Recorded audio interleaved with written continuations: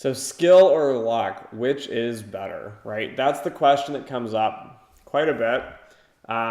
It's discussed quite a lot, and I think a lot of times it's taken for granted that a lot of people just say, I was lucky. This video idea, skill versus luck, it came about during more or less my process of looking for a job as a student and recently talking to another student and asking them more or less why alumni don't give advice and how you will call, you'll talk to them, you'll ask a bunch of questions, and they'll kind of give you like a generic response. And so they asked me, why don't they give me an answer more or less? Why don't they just tell me what they did? And I thought about it, and I told the student, a lot of it is because professionals think that it's not that they are very skilled, like they didn't do like step one, step two, step three, step four, and then bam, you got the job. And so therefore, like the alumni know if you do that, it's not guaranteed you get a job. And so they just don't give advice. They'll kind of like beat around the bush. And so I think a lot of it is they always respond with, oh, I just got lucky. And I got this a lot as a student, both in undergrad and graduate. I networked a lot, talked to a lot of alumni, a lot of people in banking, which is somewhere a lot of people like to work in. And so it can be hard, as they say, to break in to the industry, whether it be wealth management, investment banking, quantitative finance, risk management. But it's hard to get in, right? And so a lot of times you'll hear these professionals will tell you, oh, I just got lucky.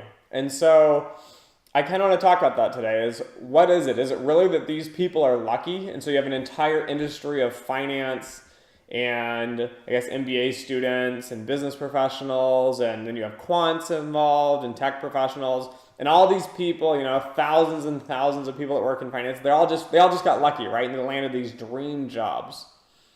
Well, to start off with, first of all, most of these jobs are not dream jobs. Depending what you want to do personally and what area of finance you want to work in, it can be a great job or it can be a horrible job. And I have seen a lot of complaints of people that went to Ivy League schools, were taught that you go into investment banking for the first 2 years as an analyst, then you can either switch or you do 2 years as an associate, and then you leave, right? You go and you work in private equity, you work as a consultant, you do all these other different tasks, but more or less you have to go to a investment bank to learn this. This is really bad advice for a lot of people, though it's good advice for some. The reason is they grind you hard. You work a lot of hours, you do a lot of menial work, and at the end of the day, it doesn't fit a lot of people's kind of ideas and perspectives. And I agree, a lot of businesses, especially consulting companies, think this is like a stepping stone into the consulting world. I guess it teaches you hard work, which is a good aspect to have, but it's not the best method for everybody. And so it comes back to this skill versus luck, right? What is it? How do people get into these, these great industries, whether it's finance and Wall Street like it used to be in the 90s, early 2000s, or is it now it's tech, right? Everyone wants to be in tech. Google's amazing. They have great benefits. Apple, Microsoft, everybody wants to work for these tech companies. And so it comes back down to this. Dimitri, is it luck or is it skill? Like, how do you get in? And it's not necessarily, I think, like 100% one thing. But you need to learn more or less how to create luck.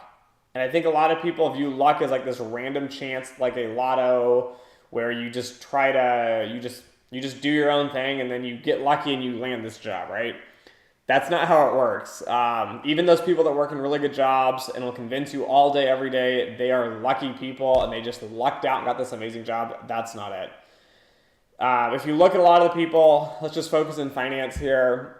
The reason they're in finance or like investment banking or consulting is that they took the right steps to get there. So for example, you went to an Ivy League school or you went to a really good, well-ranked program or a program that, companies source from, a target school. And so what happens is you did the right things, right? You went to undergraduate, you got a really good degree. Maybe you went and you worked at a company for 2 years, went back and got an MBA. Or in the quant world, you did an undergraduate degree, you did a master's or PhD degree, and now you're looking for that job. And then they went and applied to, all these jobs.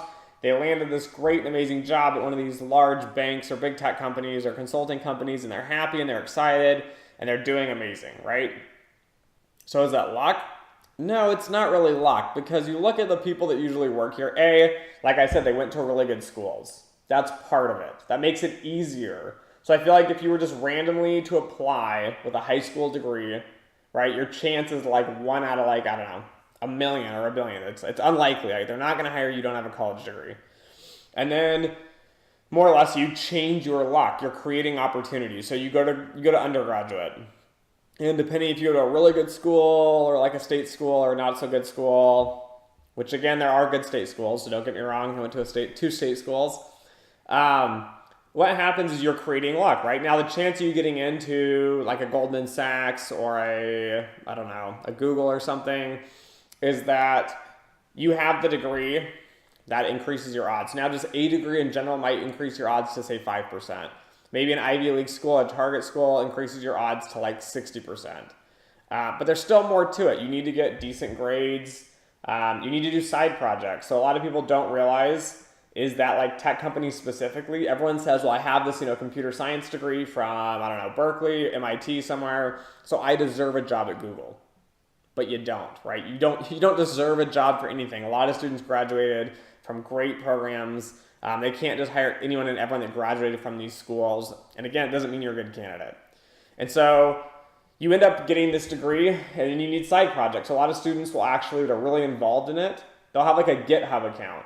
So for those of you who don't know what GitHub is, it's a place where you can store your code, your programs. You can do side projects. You create side projects, companies see it, they can review your code, see how good of a programmer you are. The same is true for finance. I think if you go out and you invest your own money, you have a portfolio, you've done financial analytics, you can explain all this to somebody, you can put it into a resume. Again, it increases your odds. So now maybe you went from a 60% chance of getting in somewhere to maybe like a 65 or a 70%. And so there's all these things that add up. Like getting an internship is better than not getting an internship. Going to the right schools, like I mentioned, doing side projects, networking. So knowing the right people increases your odds of getting in somewhere. And I think at the end of the day, right, you look at it and you compare two candidates. And the one candidate got the job and says, oh, I was really lucky. The only reason I work in finance, the only reason I work in tech is I was lucky. That's not true. They worked really hard to create opportunities. So networking, again, is that key, right? The people that are networking are the ones that are getting promotions, are the ones that are getting good jobs. Because they know people and they're getting their name out there, so people know who they are, what they do, and what they like to do. And so when you're thinking about hiring someone for a job, they're thinking, a friend of mine's looking to hire, they want to hire someone to do X, Y, and Z. Who do I know? And you start thinking, right? The people coming to your mind are going to be the people that you're closest friends with and the people that you network with the most. So people that are out there, people that are writing papers, people that are doing presentations. So you need to get out there and do that. And so I would say, yes, luck is a part of it, right? That candidate, maybe who's like a University of Michigan graduate, top 10 program in the country for whatever they're applying for, they go out, they apply for the jobs, two candidates maybe, one doesn't get the job, one does get the job. Even if they're the exact same person, the exact same candidate, same networking, everything, there is some luck, right? Maybe this candidate applied on a good day, this one applied on a bad day. They interviewed, maybe both had phone interviews. The one candidate seemed better than the other one. And even though it's the exact same person, it might have been a different day. They might have been having a good day, a bad day. So again, luck is somewhat of a crucial part here. But the real issue here is skill. You need to take the right classes. You need to have the right experiences. You need to put in the time and the effort. You need to do side projects. You need to eat, sleep, and breathe what you want to do for a living to make a great career. And so I would say luck probably plays, just off the top of my head, 90% chance, the probability side of it, it's actual skill. You went out, you worked hard, you've laid the groundwork, you have the foundation built, you have something solid to work off of. And then luck does play a part. You might have applied all these places. Someone might throw you out because they didn't like the school you went to. They might throw you out because you didn't have as many years of experience as the next guy, right? There's all these little things that might be luck-based, but at the end of the day, 90% of it is skill.